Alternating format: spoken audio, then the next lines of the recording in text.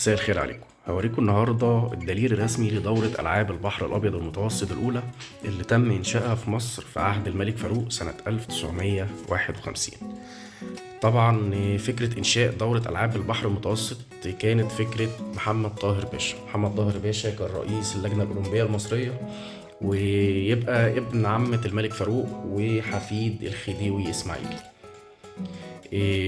تم طرح الفكرة أول مرة سنة 1948 في اجتماع دورة الألعاب الأولمبية الدولية اللي كانت بتقام في لندن.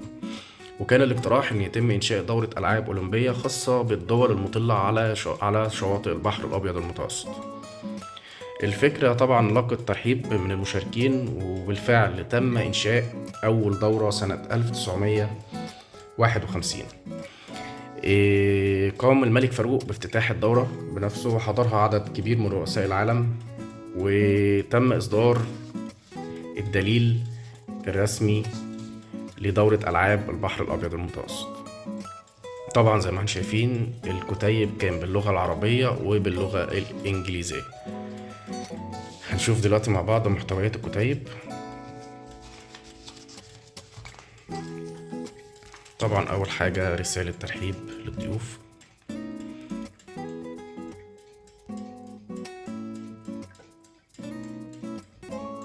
طبعا توقيع أحمد الدمرداش هو مدير الدورة، وطبعا ده الفهرس الخاص بالدليل. تاني حاجة كانت الخريطة ل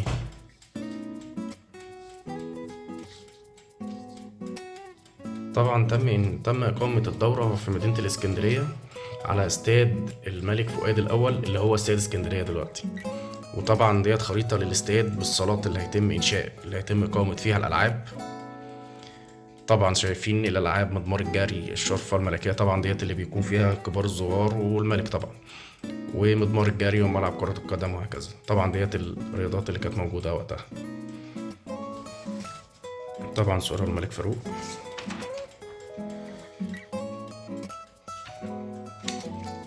صورة محمد طاهر باشا صاحب الفكرة ورئيس اللجنة الأولمبية المصرية وقتها، ودوت رئيس شرف الدورة حضرة صاحب السمو الأمير سعيد دسوقي. هنتفرج مع بعض طبعا على محتويات الكتاب.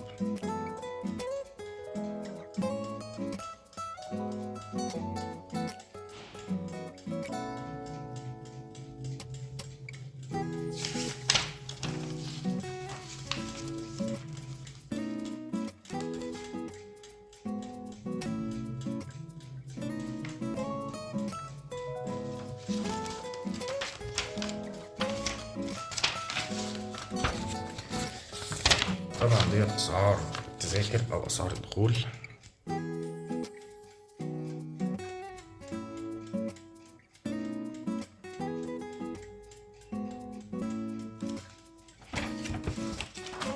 وديت مواعيد الألعاب المختلفة ومواعيد المباريات.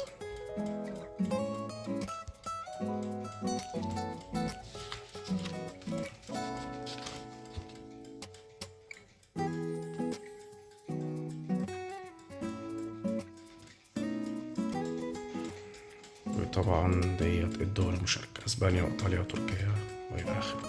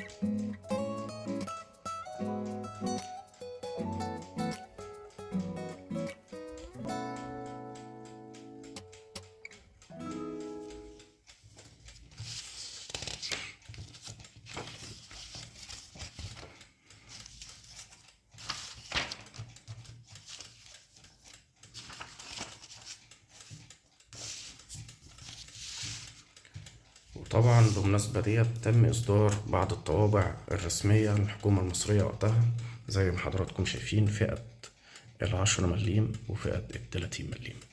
يا رب يكون الفيديو عجبكم، ولو مهتمين بالمحتوى دوت اعملوا سبسكرايب للقناة، وما تنسوش تعملوا لايك للفيديو. شكرا لحضراتكم.